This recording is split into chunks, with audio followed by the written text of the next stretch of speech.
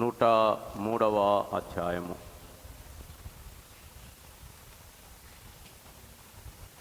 Ashish, no talking.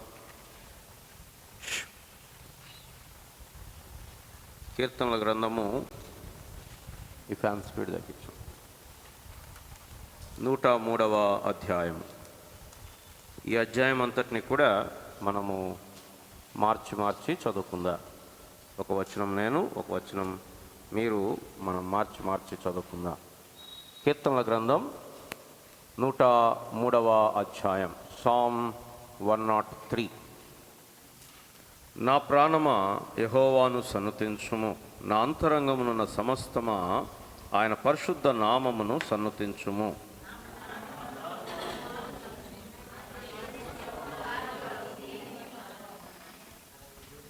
ఆయన నీ దోషములన్నిటినీ క్షమించువాడు, నీ సంకటములన్నిటినీ కుదుర్చువాడు.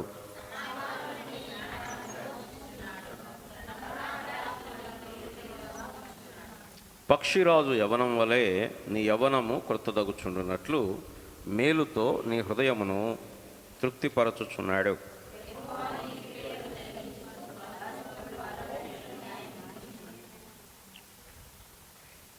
ఆయన మోషేకు తన మార్గములను తెలియజేసెను, ఇశ్రాయేలు వంశస్థులకు తన క్రియలను కనపరచెను.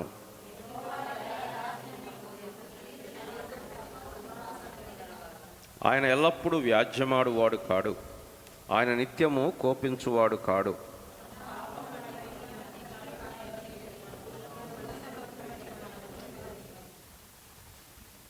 మన పాపములను బట్టి మనకు ప్రతీకారము చేయలేదు, మన దోషములను బట్టి మనకు ప్రతిఫలం ఇయ్యలేదు.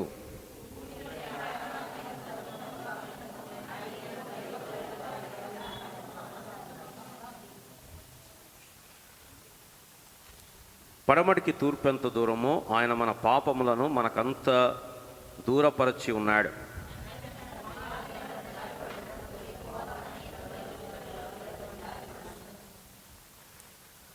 మనము నిర్మింపబడిన రీతి ఆయనకు తెలిసే ఉన్నది, మనం మంటివారమని ఆయన జ్ఞాపకం చేసుకొనుచున్నాడు.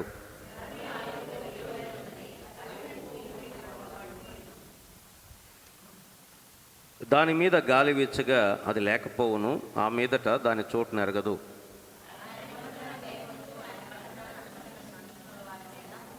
యెహోవా యందు భయభక్తులు గల వారి మీద ఆయన కృప యుగయుగములు నిలుచును, ఆయన నీతి వారికి పిల్ల తరమున నిలుచును.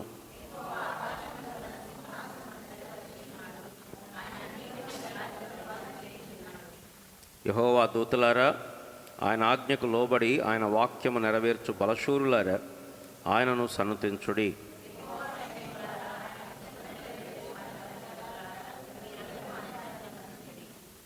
యెహోవా ఏలుచుండు స్థలములన్నిటిలోనున్న ఆయన సర్వ కార్యములారా, ఆయనను స్తుతించుడి.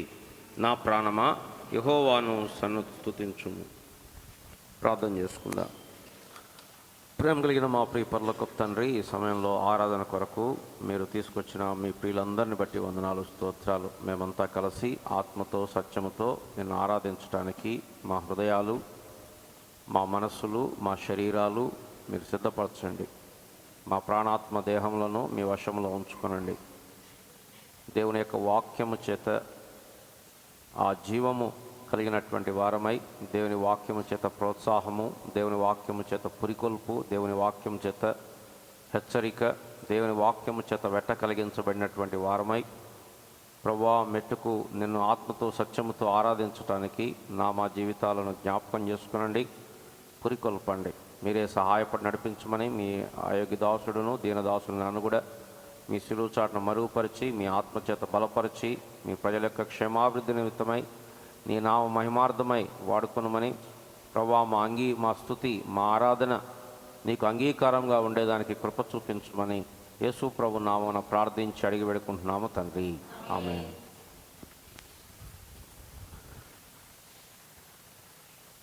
కీర్తన గ్రంథంలో మనకు ప్రాముఖ్యంగా 3 రకముల కీర్తనలు కనిపిస్తుంటాయి.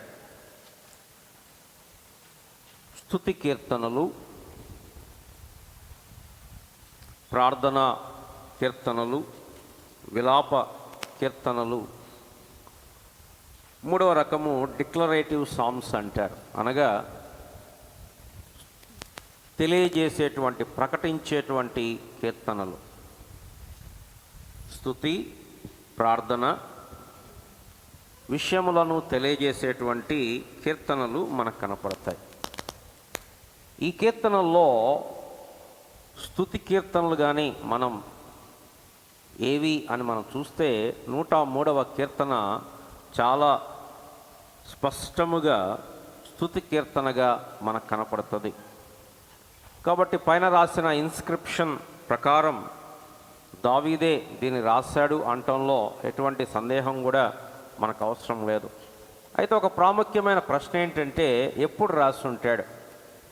యవనస్తుడిగా ఉన్నప్పుడు రాసుంటాడా, లేకపోతే వృద్ధాప్యంలో ఉన్నప్పుడు రాసుంటాడా అంటే, చార్ల్స్ స్పర్జన్ అనేటువంటి దైవజనుడు ఆయన కీర్తనల గ్రంథం మీద ట్రెజరీ ఆఫ్ డేవిడ్ అని ఒక పుస్తకం రాశాడు. దాంట్లో ఆయన కీర్తనల మీద ప్రత్యేకంగా ప్రతి కీర్తన గురించి ఆయన ధ్యానం చేస్తూ ఆయన అంటాడు, ఈ కీర్తనలో రాసిన విషయాలను బట్టి చూస్తే దావీదు బహుశా వృద్ధాప్యంలోకి వచ్చినప్పుడు, జీవితంలో అనేకమైన అనుభవాలను చూసినప్పుడు ఈ కీర్తన రాసుంటాడు అంటాడు. ఎందుకండి మీరు అలా చెప్తున్నారు అంటే, ఈ కీర్తన రాసేటప్పుడు దావీదు ఏం జ్ఞాపకం చేసుకుంటున్నాడు అంటే, మనుషుడు ఎంత బలహీనమైన వాడో జ్ఞాపకం చేసుకుంటూ ఉంటున్నాడు. ఏమంటున్నాడు అక్కడ చూడండి. మనము నిర్మింపబడిన రీతి 14వ వచనం ఆయనకు తెలిసే ఉన్నది. మనము మంటివారమని ఆయన జ్ఞాపకము చేసుకొనుచున్నాడు. నరుని ఆయువు గడ్డి పువ్వు వలె ఉన్నది. అడవి పువ్వు పూయినట్లు వాడు పూయను, దాని మీద గాలి వీచగా అది లేకపోవును, ఆ మీదట దాని చోటు దానిని. దావీదు మానవుని యొక్క బలహీనత, ఫ్రాజిలిటీ అర్థం చేసుకుంటూ ఉన్నాడు. మనుషులు మనం ఎలా నిర్మింపబడ్డాము అంటే మంటి చేత నిర్మింపబడ్డాం.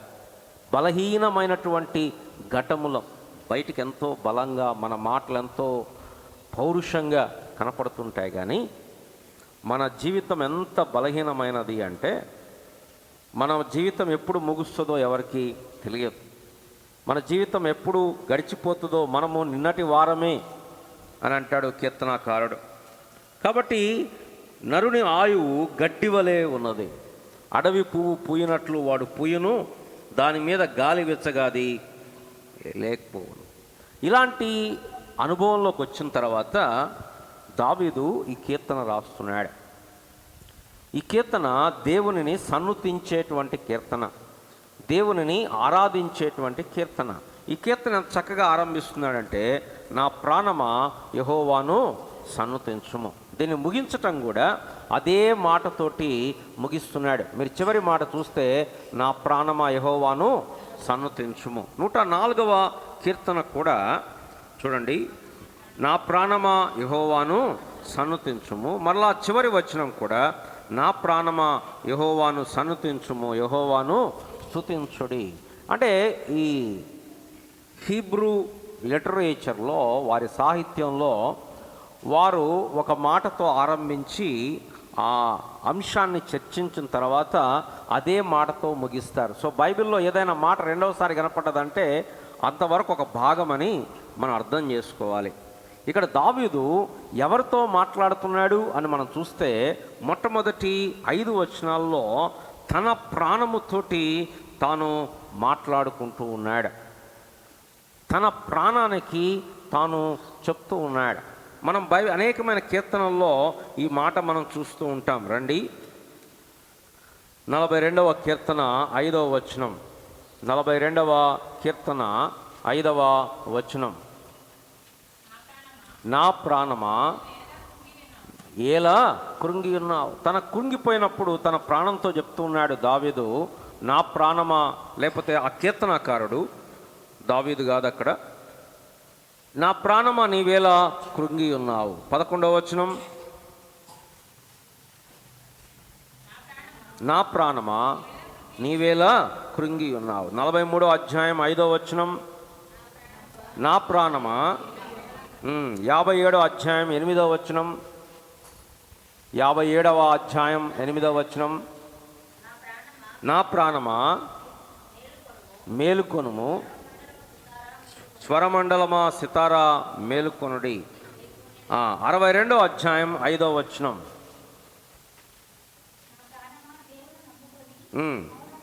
116వ మనం ఆల్రెడీ చూసాం. 104వ కీర్తనలో మొదటి వచనంలోను, 104వ కీర్తన చివరి వచనంలోనూ ఈ మాట మనకు కనపడతా ఉంది.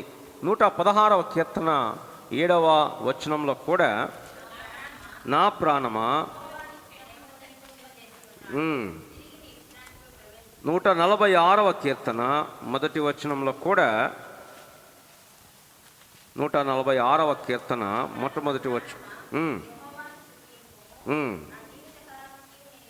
కాబట్టి దావీదు తన ప్రాణముతోటి లేకపోతే తన అంతరంగములో తోటి చెప్తూ ఉన్నాడు ఏంటంటే, నా ప్రాణమా యెహోవాను సన్నుతించుము, స్తుతించుము, ఆరాధించుము, ఘనపరచుము, హెచ్చించుము.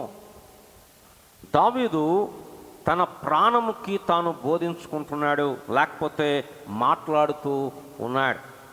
కారణం ఏంటి అంటే, దావీదు ఇక్కడ దేవుని గురించి ధ్యానం చేస్తున్నప్పుడు దేవుని యొక్క గొప్ప లక్షణములను చూస్తున్నాడు. కనుక దావీదు ఏమంటున్నాడంటే, నా ప్రాణమా నా అంతరంగములోనున్న సమస్తమా. ఆరాధన అనేది కేవలం పెదవులతో చేసేది కాదు. కొంతమంది పెదవులతో ఆరాధన చేస్తారు, కానీ లోపల హృదయము నిజంగా ఆ మాటలు పలకదు. పుట్టిన పైకి ఆ మాటలు వచ్చేస్తుంటాయి. ఏమని? ధవలవర్ణుడు, రత్నవర్ణుడు, 10,000 మందిలో అతి కాంక్షణీయుడు అని వస్తుంటాయి. కానీ అది ఇక్కడి నుంచి లోపల నుంచి అంతరంగంలోంచి రాదు. అది దేవునికి అంగీకార యోగ్యమైన ఆరాధన కాదు. మనం చెప్పే మాటలు we have to mean it. అది అర్థపూర్వకంగా చెప్తేనే దేవునికి అంగీకార యోగ్యం. దేవుడేమి ఉట్టి మాటలు చూసి మోసపోయేవాడు కాదు. దేవుడు వెక్కిరింపబడడు. దేవుడు కేవలం మన మాటలు చూసేవాడు కాదు. ఆరాధనలో కేవలం మాటల యొక్క గ్రామరో, లేకపోతే మాటల యొక్క ప్రాసో, లేకపోతే మాటల్లోని శ్రేష్టతో సంక్లిష్టమైన మాటలు వాడినంత మాత్రాన దేవుడు అబ్బా భలే ఆరాధన చేశారు అనుకుంటాడా? అనుకోడు. దేవుడు ఎలాంటి ఆరాధన కోరుతున్నాడంటే యథార్థమైనటువంటిది.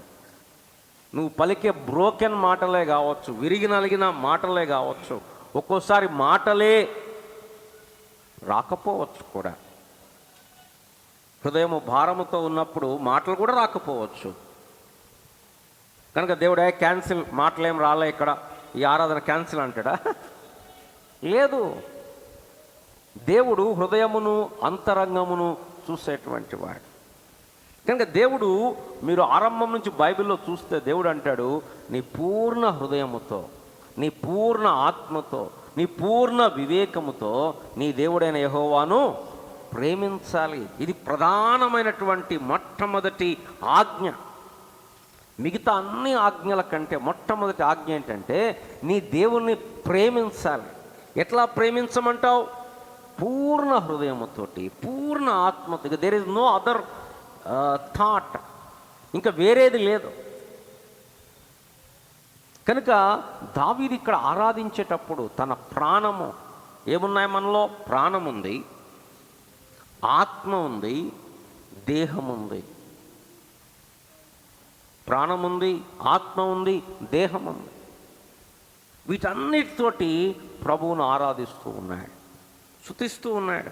ఎందుకు? ఏంటి కారణం అంటే, నా ప్రాణమా యెహోవాను సన్నుతించుము, ఆయన చేసిన ఉపకారములలో దేనిని మరువకము. కనుక దావీదు ఇక్కడ ఆయన దేవుడు చేసిన ఉపకారములను మనసులో పెట్టుకొని ప్రభువును ఆరాధిస్తూ ఉన్నాడు. మనతో వచ్చిన సమస్య ఏంటంటే, మనము మంచి విషయాలను తొందరగా మర్చిపోతాం, చెడు విషయాలను ఎల్లకాలం గుర్తుపెట్టుకుంటూ ఉంటాం. కాబట్టి విశ్వాసులతో వచ్చిన సమస్య ఏంటంటే, దేవుడు చేసిన మేళ్ళేమో తొందరగా మర్చిపోతారు, దేవుడు ఒకవేళ అడిగింది ఇవ్వకపోతే అది మాత్రం అది నడుస్తూనే ఉంటుంది. ఏ పని చేసినా దేవుడు అది ఇయ్యలేదు, దేవుడు ఇది ఇయ్యలేదు అని నడుస్తూనే ఉంటుంది. మర్చిపోవటం అనేది చాలాసార్లు ఇశ్రాయేలీయుల జీవితంలో కూడా వారు మర్చిపోతూ వచ్చారు. ఏం మర్చిపోయారు? ఎర్ర సముద్రాన్ని చీల్చిన దేవుణ్ణి వాళ్ళు మర్చిపోయారు. చూడండి, కీర్తనల గ్రంథం 106వ అధ్యాయం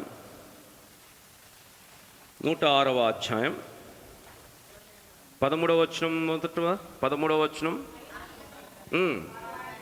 వారు ఆయన కార్యములను వెంటనే మర్చిపోయారు. అప్పుడే వాళ్ళు పాటలు పాడారు, కీర్తనలు పాడారు, వెంటనే ఆయన కార్యములను మరచిపోయారు. దాని తర్వాత 22వ వచనం, ఎర్ర సముద్రమునొద్ద భయము పుట్టించు క్రియలను చేసిన తమ రక్షకుడైన దేవుని మరచిపోయిరి. కాబట్టి మనం, దావీదు చెప్తున్నాడు తన ప్రాణమునకి, నా ప్రాణమా ఆయన చేసిన ఉపకారములలో దేనిని మరువకము. అందుకోసం మనం వాక్యం రాసుకుంటాం, నోట్స్లో రాసుకుంటాం. ఎందుకు రాసుకుంటామంటే దాన్ని మర్చిపోకుండా ఉండటానికి. అదొక ప్రక్రియ. ఇక్కడ మన జీవితంలో కూడా మనం ప్రభువును ఆరాధించేటప్పుడు మన జ్ఞాపకం తెచ్చుకోవాలి ఆయన చేసినటువంటి ఉపకారములు. ఏంటి ఆయన చేసిన ఉపకారములు? ఏం చేశాడు ఉపకారములు? గణేష్, రక్షణ. సాయి, త్వరగా. పాపము క్షమించటం, రక్షణ, పాప క్షమాపణ, ప్రాణం పెట్టాడు.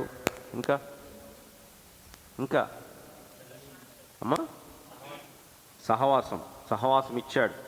ఆయనతో సహవాసం చేసి అది, ఇంకా పరలోక రాజ్యం నిరీక్షణ, ఇంకా తన కుమారుని మన కొరకు అర్పించాడు. ఇంకా అంతేనా? ఆలోచించండి.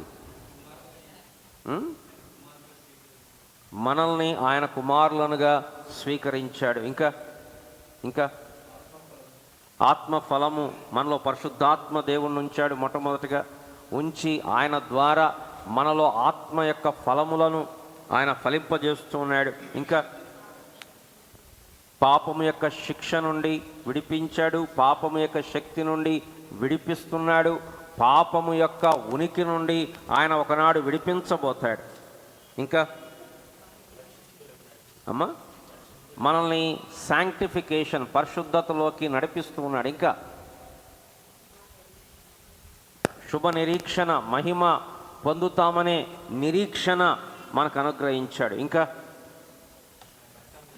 ఆయన రక్తము కార్చాడు. ఇంకా ఆలోచించండి.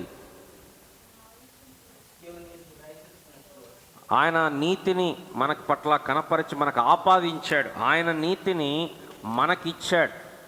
ఇంకా సంఘము, సహవాసం ఇచ్చాడు, కృపను అనుగ్రహించాడు, దేవుని యొక్క వాక్యం ఇచ్చాడు.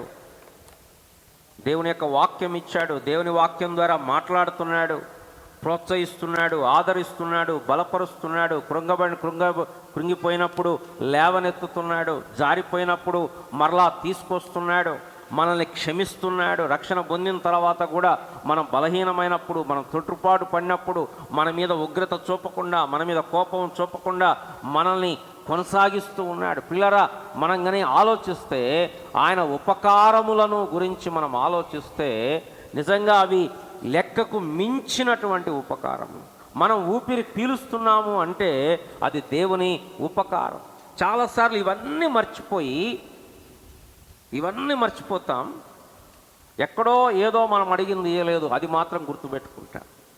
కాబట్టి ఆరాధన అనగానే ఏం ఆరాధన చేస్తాంలే, ఏం స్తుతిస్తాంలే, లేకపోతే అనారోగ్యం ఉంది, లేకపోతే ఇంకేదో సమస్యలు ఉన్నాయి. పిల్లరా, మనం ఆరాధించటానికి ప్రాముఖ్యమైన కారణం ఆయన కుమారుణ్ణి మన కొరకు బలిగా అర్పించటం. దేవుడు తన కుమారుణ్ణి మన కొరకు ఈ లోకంలో పంపి మన జీవితములలో మనకిచ్చిన పాప క్షమాపణ, మారు మనసును బట్టి ప్రభువును స్తుతించవచ్చు, ఆరాధించవచ్చు. సరే, ఇలాగ మనం రాసుకుంటే చాలా ఉన్నాయి కదా. ఎన్ని మేలులు దేవుడు చేశాడు. ఆరోగ్యం ఇచ్చాడు, సజీవుల లెక్కలో ఉంచాడు. మనం రాత్రి పడుకున్నాం, మరలా పొద్దున్నే లేవటానికి మనం అర్హులం కాదు. నిజంగా దేవుని లెక్కలో చూస్తే మనం మరలా లేవటానికి అర్హులం కాదు, కానీ మరలా మనం లేచాం. దేవుడు మనకి అనేకమైనటువంటి ఉపకారములను చేస్తూ ఉన్నాడు. అయితే దావీదు ఏమంటాడు, ఈ కీర్తనాకారుడు ఉపకారములు మర్చిపోవద్దు అని చెప్పి ఏ ఉపకారాల గురించి మాట్లాడుతున్నాడు? అన్నీ ఒక కీర్తనలో రాయలేడు కదా. కాబట్టి ఆయన రాసిన కీర్తనలో ఏ ఉపకారాల గురించి మాట్లాడుతున్నాడు? మొట్టమొదటిగా అంటున్నాడు, రండి 3వ వచనం. ఏం మొట్టమొదటి ఉపకారం ఏం చెప్పాలి దావీదు చెప్పండి? ఆయన నీ దోషములన్నిటినీ క్షమించువాడని చెప్పాడు. కానీ మామూలుగా అయితే ఎవరు నన్ను సాక్ష్యం చెప్పమంటే ఏం చెప్తారు? మొట్టమొదట దేవుడు నాకు మంచి ఉద్యోగం ఇచ్చాడు, దేవుడు నాకు మంచి ఆరోగ్యం ఇచ్చాడు, లేకపోతే దేవుడు నాకు మంచి ఇల్లు ఇచ్చాడు, దేవుడు లేకపోతే నాకు మంచి ఆధిక్యత ఇచ్చాడు. అంటే వాళ్ళ ఉద్దేశములో గొప్ప ఆశీర్వాదం ఏంటంటే ఇవి అన్నమాట. ఏది? మంచి ఉద్యోగం, లేకపోతే 2-3 అబ్బాయిలే పుట్టారు, లేకపోతే మంచి ఇల్లు తక్కువ ధరకు వచ్చేసింది. మనం ఒకప్పుడు తక్కువ ధరకు కొన్న భూమి ఇప్పుడు బాగా పెరిగిపోయింది. ఇది ఆశీర్వాదాల కింద చెప్తారు. దావీదు కూడా ఏం చెప్పాలంటే, నేను గొర్రెలు కాసుకునేవాడిని, మా ఇంట్లో నేను చిన్న పిల్లవాడిని, దేవుడు నన్ను రాజుగా ఏర్పరచుకున్నాడు, దేవుడు నన్ను రాజుగా ఏర్పరచుకున్నాడు. అసలు ఎక్కడ గొర్రెలు కాసుకునేవాడిని నేను?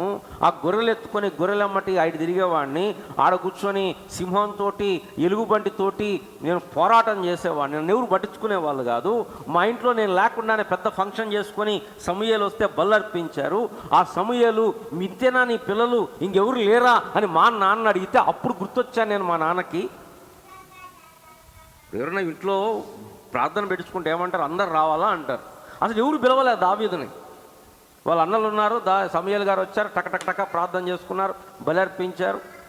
సమూయేలు అన్నాడు, మీ కొడుకులను పిలవంటే, ఆగండి మా చిన్నోడు ఉన్నాడు వాడు కూడా వస్తాడు అనలే, ముందున్న వాళ్ళందరినీ పంపించేశాడు. అందరు అయిపోయిన తర్వాత సమూయేలు అన్నాడు యెషయా దగ్గరికి వెళ్ళి, ఏంటి అయ్యగారు వీళ్ళేనా మీ పిల్లలు, ఇంకెవరు ఉన్నారంటే, వాడు ఒకడు ఉన్నాడు. ఎక్కడున్నాడు? అరణ్యంలో గొర్రెలు కాస్తున్నాడు, పిలిపించండి కూర్చుందాం అని కూర్చుంటే అప్పుడు పిలిపించాడు.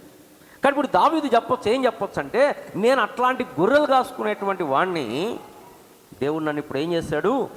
రాజు చేశాడు. గొలియాతును చంపేటట్లు చేశాడు. గొలియాతును చంపడం అంటే మాట్లాడుకున్నారా? వాడు 9 అడుగులు ఎత్తున్నవాడు, 9 అడుగుల కంటే పైన ఎత్తున్నవాడు. అలాంటి వాడిని ఒక్క దెబ్బతో చంపేటట్లు దేవుడు చేశాడు. అంతేకాదు, సౌలు నన్ను అనుదినము తరిమినా దేవుడు నన్ను అప్పజెప్పలేదు. దేవుడు అనేకమైన యుద్ధాల్లో విజయం అనుగ్రహించాడు. ఒకప్పుడు 6 బయట గొర్రెల మధ్యలో పడుకునేవాడిని ఇప్పుడు పెద్ద రాజభవనం ఇచ్చాడు. ఇవన్నీ రాయలేదు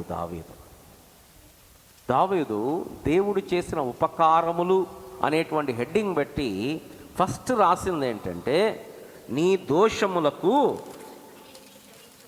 దోషములన్నిటినీ క్షమించువాడు. దేవుని దగ్గర మనకు దొరికేటువంటి ప్రాముఖ్యమైన ఆశీర్వాదం ఏంటంటే పాప క్షమాపణ. చాలామంది దేవుని దగ్గరకు వస్తున్నారు. ఎందుకు వస్తున్నారు? రోగం పోద్దని వస్తున్నారు, అప్పులు పోతాయని వస్తున్నారు, సమస్యలు తీరతాయని వస్తున్నారు. కానీ దేవుడు ఇచ్చేటువంటి ప్రత్యేకమైన ఆశీర్వాదం ఏంటంటే పాప క్షమాపణ, దోషములకు క్షమాపణ.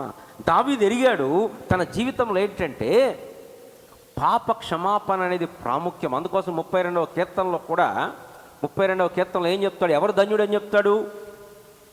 ధన్యుడని చెప్తాడు? తన అతిక్రమములకు పరిహారము నొందినవాడు, తన దోషములకు ప్రాయశ్చిత్తము నొందినవాడు ధన్యుడు. దావీదును అడిగితే, ఎవరండి మీ దృష్టిలో బ్లెస్డ్ అంటే ఎవరు బ్లెస్డ్? తన అతిక్రమములకు పరిహారము నొందినవాడు, తన పాపమునకు ప్రాయశ్చిత్తము నొందినవాడు ధన్యుడు. దావీదు ఎరిగాడు ఈ పాప క్షమాపణ అనుభవాన్ని. అంతేకాదు బత్షెబాతో పాపం చేసిన తర్వాత కూడా దేవుడిచ్చిన క్షమాపణను ఎరిగి రాసుంటాడేమో ఈ కీర్తన మనకు తెలియదు. కనుక దావీదు జీవితంలో, దావీదు గారు మీ జీవితంలో బెస్ట్ బ్లెస్సింగ్ ఏంటండి?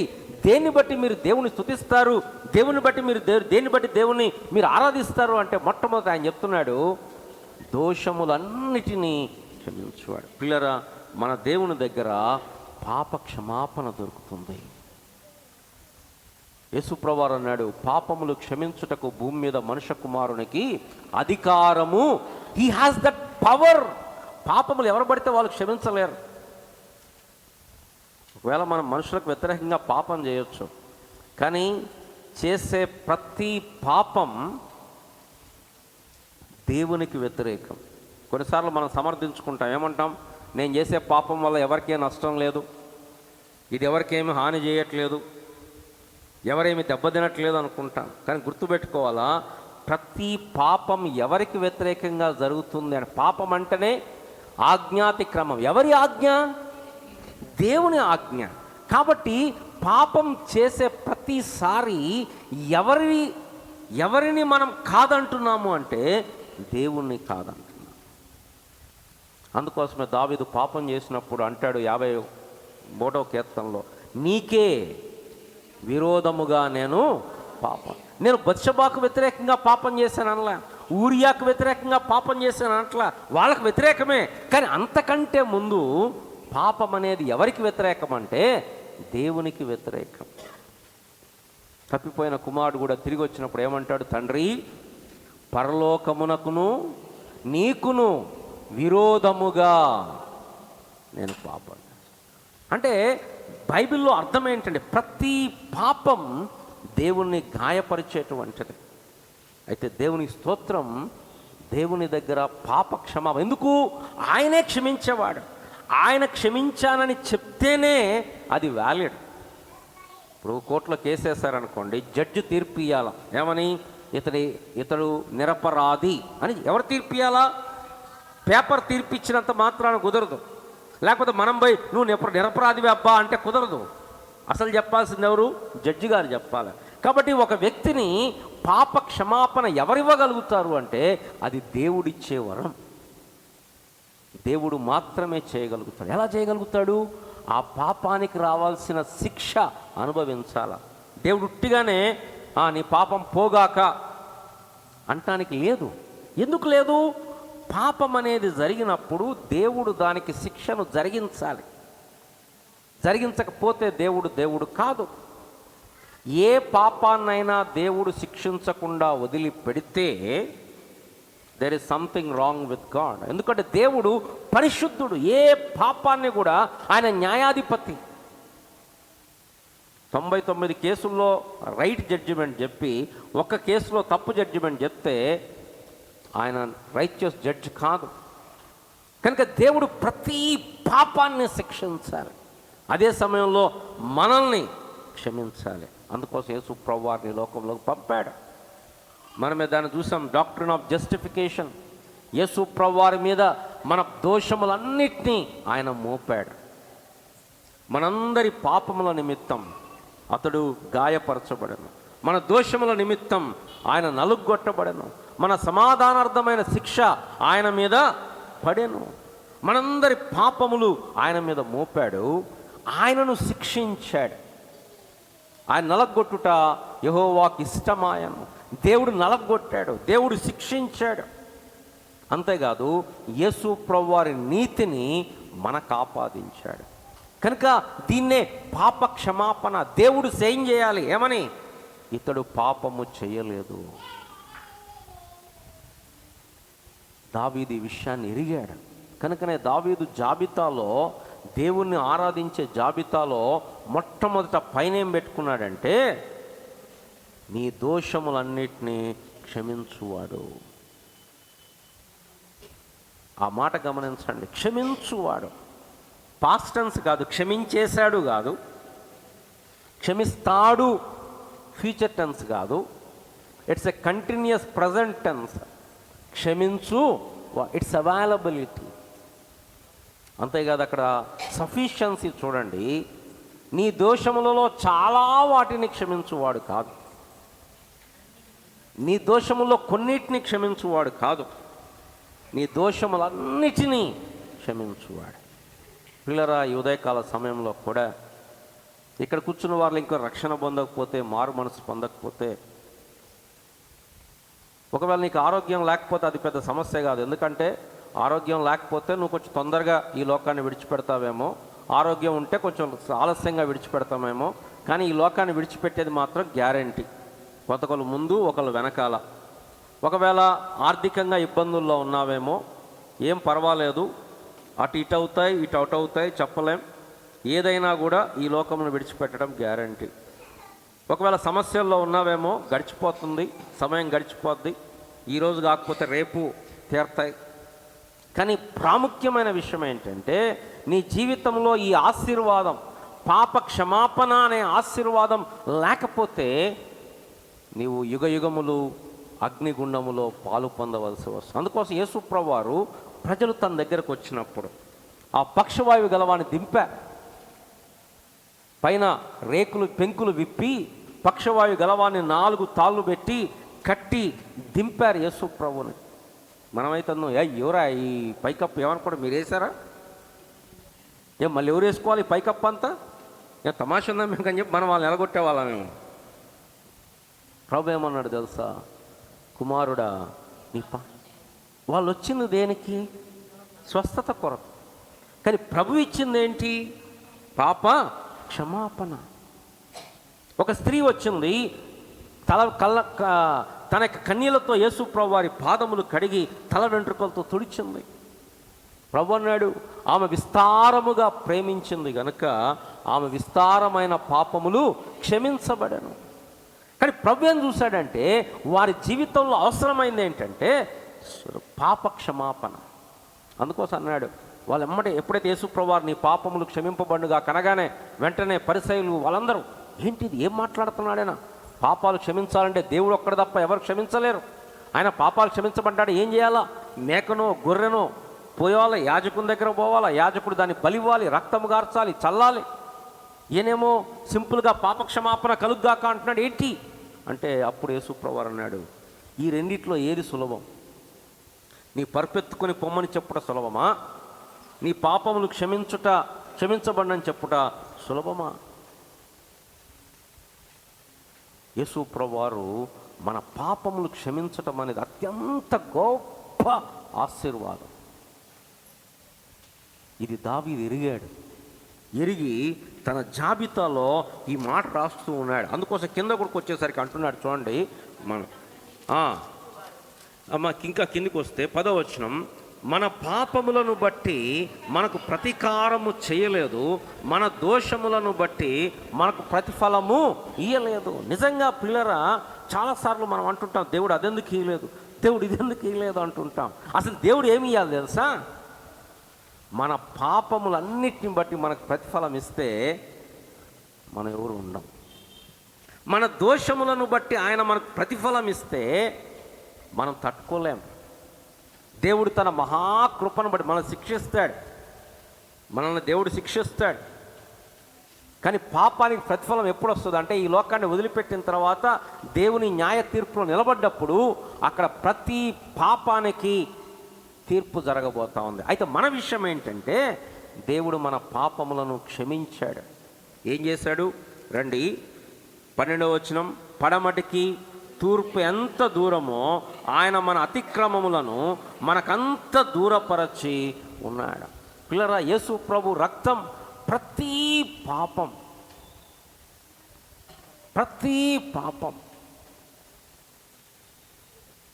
నుండి మనల్ని కడిగి పవిత్రులనుగా చేస్తుంది. దానికి అంటే లిమిట్ లేదు, ఇన్ని పాపాలు అయితేనే క్షమిస్తాడు దేవుడు, లేకపోతే ఇలాంటి పాపాలు అయితేనే క్షమిస్తాడు, లేదు. మన దోషములన్నిటినీ ఆయన క్షమించాడు. ఆ క్షమించటం కూడా ఎలాంటి క్షమాపణ తెలుసా, పడమటికి తూర్పు ఎంత దూరమో మన అతిక్రమములు మనకంత దూరపరిచి ఉన్నాడు. ప్రవక్తల గ్రంథంలో అంటాడు, ఆయన తన వీపు వెనకాల మన పాపములను వేసి ఉన్నాడు.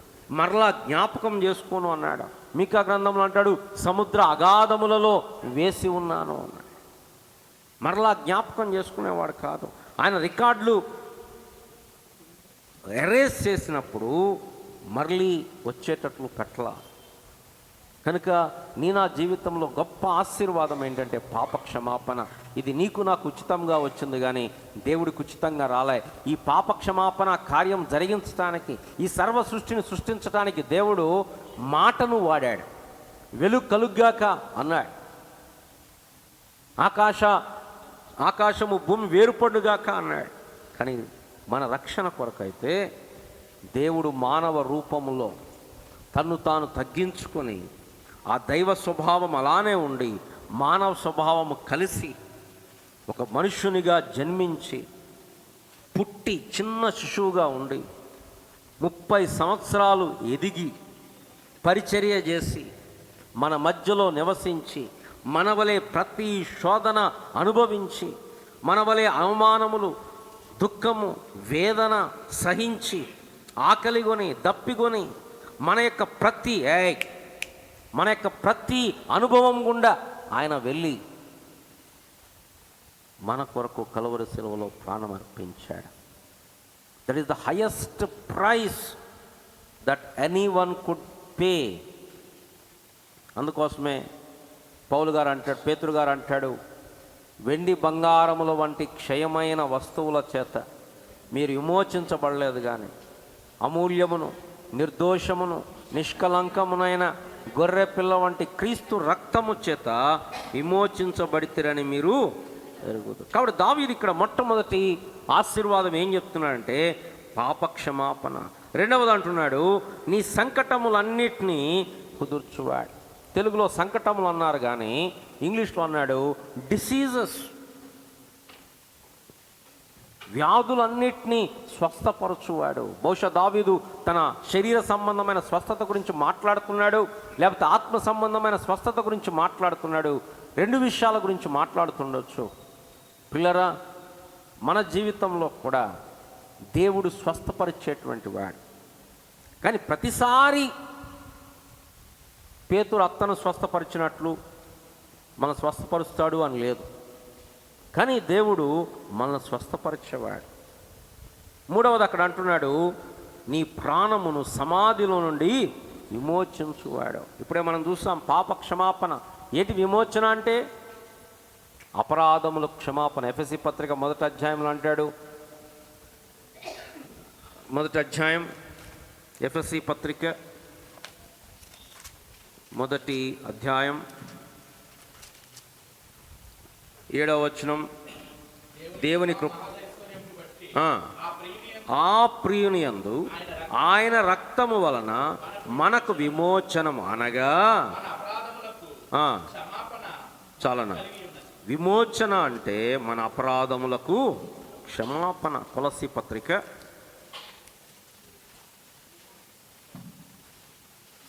14వ వచనం, 1వ అధ్యాయం 14వ వచనం, ఆ కుమారుని యందు అనగా పాపక్షమ. అక్కడ మరొకసారి దావీదు విమోచన గురించి మాట్లాడుతున్నాడు. ఏంటి విమోచన అంటే? విడిపించబడటం, క్రయము చెల్లించి విడిపించబడి. ఇశ్రాయేలీలు గొర్రెపిల్ల రక్తము వాడి ఐగుప్తులోంచి బయటకు వచ్చారు. నిర్దోషమైన గొర్రెపిల్ల రక్తమును చూసి దేవుడు వారిని దాటిపోయాడు. దాన్నే పస్కా అంటారు, పాస్ ఓవర్. దేవుడు ఆ రక్తాన్ని చూసి వారిని దాటిపోయాడు. లోపల ఉన్న వాళ్ళు మంచోళ్ళ చెడ్డోళ్ళ, వాళ్ళు పరిశుద్ధుల అవన్నీ చూడాల. ఏం చూశాడు? బయట ఉన్న రక్తాన్ని చూశాడు. ఇప్పుడు మనల్ని దేవుడు ఎలా విమోచించాడు అంటే యేసుక్రీస్తు ప్రభువారి యొక్క రక్తము ద్వారా విమోచించాడు. పాప క్షమాపణ, స్వస్థత, విమోచన. దాని తర్వాత కరుణా కటాక్షములను నీకు కిరీటముగా ఉంచుతున్నాడు. పిల్లల, మన జీవితములలో దేవుని కరుణ, దేవుని కటాక్షము లేకపోతే మనం బ్రతకలేము. కారణం ఏంటంటే మన తలంపులలోని ఊహ అంతయు కేవలము ఎల్లప్పుడూ చెడ్డది. మన ఊపిరే పాపం. అందుకోసమే ఈ కీర్తనను రాస్తాడు. ఏమంటాడు?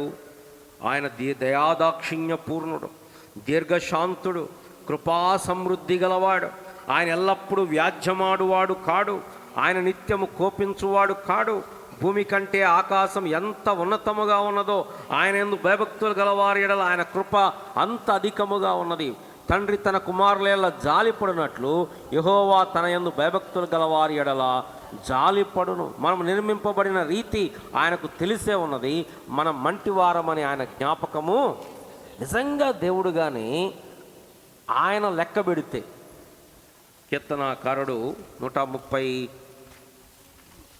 కీర్తనలో అంటాడు, 3వ వచనం, యెహోవా నీవు దోషములను కనిపెట్టి చూచినడల ప్రవ్వా ఎవడు నిలవగలడు. నిజంగా దేవుడు కానీ లెక్క పెడితే,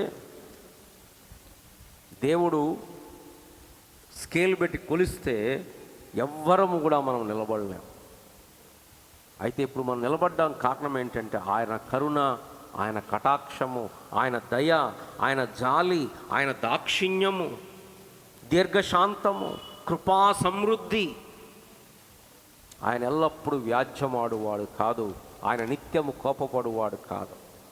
కీర్తనాకారుడు వేరొక చోట అంటాడు, ఆయన కోపము నిమిషమాత్రముండును, ఆయన దయ ఆయుష్కాలమంతయు ఉండును. మన దేవుడు దయగలిగినటువంటి దేవుడు. ఆయన కోపం ఉంది, ఆయన ఉగ్రత ఉంది, కానీ ఆ ఉగ్రత మన మీద లేదు. మనం రక్షణ పొందినప్పుడు దేవుని ఉగ్రత మన మీద నుండి తొలగిపోయింది. ఇప్పుడు ఏముందంటే దయ. మన శిక్షిస్తాడు. కారణం తండ్రి తాను ప్రేమించు కుమారుని శిక్షించు రీతిగా. ఇప్పుడు మన పిల్లలను ప్రేమిస్తాం కాబట్టి ఏం చెప్తాం? పొద్దునే లేపుతాం, చదువుకోమంటాం. వాళ్ళకి అనిపిస్తుంది వీళ్ళంత దుర్మార్గులు ఎవరు లేరు అనుకుంటారు మనల్ని. ఎందుకు? చదువుకోమంటాం, ఆడుకోవద్దు అంటాం. కానీ ఎందుకు అంటున్నాం? వాళ్ళని ప్రేమిస్తున్నాం కాబట్టి. ఒకవేళ ప్రేమించకపోతే ఆడుకోండి, మీరు మంచిగా ఆడుకోండి, ఏమైంది? వాళ్ళ జీవితాలు పాడైతాయి, ఏం ఉపయోగం లేని వారుగా తయారవుతారు. దేవుడు మనల్ని ప్రేమిస్తున్నాడు కాబట్టి మనల్ని శిక్షిస్తాడు, కానీ ఉగ్రత లేదు. కనుక దేవుని యొక్క కరుణ, దేవుని యొక్క కటాక్షం. చాలామంది అనుకుంటుంటారు జీవితంలో కష్టాలు రాగానే, శ్రమలు రాగానే దేవుడు చాలా కఠినాత్ముడు అనుకుంటారు. నిజంగా దేవుడి కఠినత్వం అనేది మనం తట్టుకోలేం. దేవుడిలో ఆ లక్షణం లేదు. దేవుడు ఉగ్రత చూపిస్తాడు. ఎవరి మీద? భక్తిహీనుల మీద ఉగ్రత చూపిస్తాడు. మన మీద తన ఉగ్రత చూపించాడు. వారి యావత్ బాధలో ఆయన బాధ. మన దేవుడు ఒకరు ఏడుస్తుంటే చూసి సంతోషించేవాడు కాదు. మరియా మార్తలు వాళ్ళ తమ్ముడు చనిపోయాడు అని చెప్పి బాధపడతా ఉంటే, ఏడుస్తుంటే యేసు ఏడ్చెను, కన్నీరు విడిచెను అని మాట చూస్తాను. ఎప్పుడన్నా ఎవరైనా చనిపోతే ఏడుస్తుంటే కొంతమంది అంటారు, ఏం విశ్వాసులు ఏడుస్తున్నారు, ఏడవచ్చా మనం? యేసు ప్రభువే ఏడ్చాడు. మనం ఏడవకపోవడం ఏముంది అంటే ఇలా అత్యుత్సాహం అన్నమాట. అంటే అసలు ఏడవద్దు. యేసు ప్రభు ఏడ్చాడు, ఇంకో అరగంటలో లేపుతున్నాడు. అదంతా తెలుసు ఆయనకి. అయినా కూడా ఆయన అంటే వారి బాధలో ఆయన బాధను ఉన్నాడు. అందుకోసం హెబ్రీ పత్రిక రాస్తాడు, ఆయన మనవలే అన్ని విషయములలో శోధింపబడ్డాడు. కనుక ఏం చేయబోతున్నాడు? మన పట్ల సానుభూతి చూపిస్తాడు. చూడండి అమ్మ, హెబ్రీ పత్రిక ఇంకో మాట కూడా ఉంటుంది కదా, 15వ వచనం, 4వ అధ్యాయం. మన ప్రధాన యాజకుడు, 4వ అధ్యాయం 15వ వచనం, మన ప్రధాన యాజకుడు మన బలహీనతల యందు మనతో సహానుభవం లేనివాడు కాడు గాని సమస్త విషయములలో మనవలే శోధింపబడినను ఆయన పాపము లేనివాడిగా ఉండను గనుక మనము కనికరింపబడి సమయోచితమైన సహాయము కొరకు కృప పొందునట్లు ధైర్యముతో కృపాసనమునొద్దకు. మన ప్రధాన యాజకుడు మనవలే మన విషయంలో సహానుభవం లేనివాడు. కొన్నిసార్లు అంటుంటారు, నీకేం తెలుసన్నా నా బాధ, నువ్వు అనుభవిస్తే కదా నీకు తెలుసుండదు. అది మనుషులతో అనొచ్చు కానీ ఆ మాట దేవునితో అనటానికి లేదు. కారణం ఏంటంటే ఆయన మన సహానుభవం లేనివాడు కాదు. అందుకోసం దేవుడు మానవుడిగా దిగొచ్చాడు. మన యొక్క ఇబ్బందులన్నీ ఆయన పడ్డాడు. కనుక ఇప్పుడు ఆయన మన పట్ల జాలి చూపిస్తాడు. ఎట్లాగా? తండ్రి తన కుమారుల ఎల్ల జాలిపడినట్లు యెహోవా తన యందు భయభక్తులు గల వారి ఎల్ల జాలిపడు. ఆ తప్పిపోయిన కుమారుడు దూరముగా ఉన్నప్పుడు తండ్రి వానిని చూచి కనికరపడి పరుగెత్తి ముద్దు పెట్టుకున్నాడు. దూరంగా ఉన్నప్పుడే.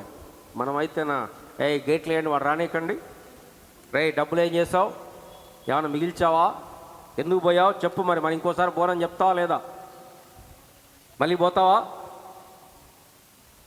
ఎన్ని లెక్కలు అడిగేవాళ్ళం మనం. దూరమున ఉన్నప్పుడే చూచి కనికరపడి పరుగెత్తుకుని మన దేవుడు కనికరము కలిగినటువంటి వాడు. చివరిగా అక్కడ చూస్తే కీర్తన 103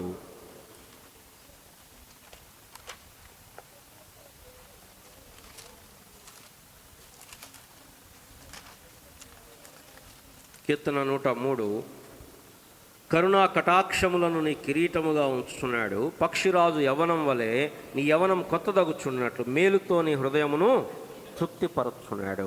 దేవుడు మనల్ని సంతృప్తిపరిచేవాడు. దేవుడు లేకుండా మనుషులు ధనంతో సంతృప్తి పడదామని చూస్తున్నారు. కానీ ధనంతో సంతృప్తి వస్తుందా? ఎవరన్నా ఆగారా? ఇక చాలు, నేను సంపాదించను, నాకొద్దు. ఎవరన్నా చెప్పారా ఇంత మటుకు మేనేజ్మెంట్ తోటి, నాకు ఇంక్రిమెంట్ వద్దు, I'm happy with what I have? కారణం, దాంతో తృప్తి రాదు. కొంతమంది పేరు ప్రఖ్యాతులతో తృప్తి పొందాం అనుకుంటున్నారు. కానీ దేవుడే నిజమైన తృప్తిని అనుగ్రహించేవాడు. ఆయనలో సర్వ సమృద్ధి. యేసుప్రభువు అన్నాడు, ఆకలి కొన్నవాడు నా దగ్గరకు వస్తే వాడు ఎన్నడూ ఆకలి కొనడు, నేనిచ్చు నీళ్లు త్రాగు వాడు ఎన్నడూ తప్పి కొనడు. కారణం ఏంటంటే ఆయనలో జీవం ఉంది, నిజమైన తృప్తి ఉంది. సమరయ స్త్రీకి ఎక్కడ తృప్తి దొరకలా. 5 పెనిమిట్లు ఉన్నారు, తృప్తి దొరకలా. 6వ వ్యక్తితో కలిసి ఉంటుంది, తృప్తి లేదు. ప్రభు అన్నాడు, నా దగ్గరకు వస్తే నిజమైన తృప్తి, నేనిచ్చు నీళ్లు త్రాగు వాడు ఎన్నడూ దప్పికొన్నాడు. కనుక దేవుడు మనల్ని తృప్తిపరుస్తున్నాడు, మేలు చేత మన హృదయమును తృప్తిపరుస్తూ ఉన్నాడు. కాబట్టి దావీదు ఇక్కడ చెప్తున్న ఆశీర్వాదాలు, మొట్టమొదటిగా పాపక్షమాపణ, 2వది స్వస్థత, 3వది విమోచన, 4వది కరుణా కటాక్షము, 5వది తృప్తి. ఎలాగా? పక్షిరాజు యవనం వలె నీ యవనము కొత్తదగుచున్నాడు. హీజ్ రెన్యూ ఎత్త, కొత్తదనం చూస్తున్నాడు. కనుక ఈ విషయాలను బట్టి మనం కూడా ప్రభును స్తుతించి ఆరాధిద్దాం. మనంతా లేచిన బడి ఓ పాట పాడుకుందాం. సండే స్కూల్ పిల్లలు సండే స్కూల్కి వెళ్తారు. నా ప్రాణమా నా సర్వమా ఆయన పరిశుద్ధ నామమును.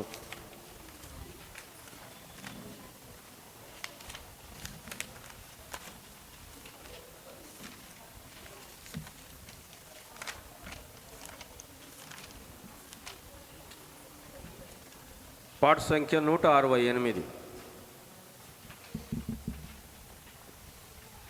168, 168.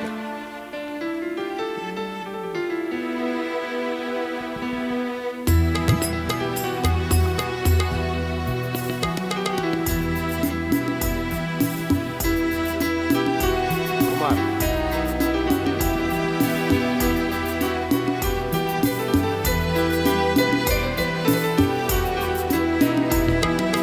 నా ప్రాణమా నా సర్వమా, నా ప్రాణమా నా సర్వమా, ఆయన పరిశుద్ధ నామమునకు సదాస్తుతులను చెల్లించుమా.